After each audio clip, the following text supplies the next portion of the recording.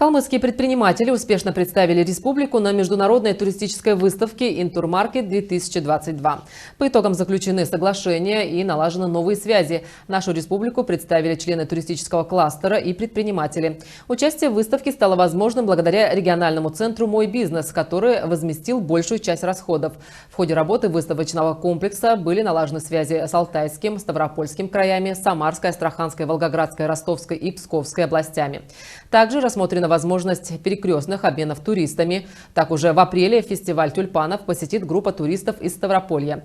Представители центра «Мой бизнес» отметили, что на выставке четко прозвучали основные тренды туристической отрасли. Рынок моментально отреагировал на последние события. Но даже в этих условиях наши предприниматели открыли для себя новые рынки сбыта туристического продукта и расширили круг своих клиентов.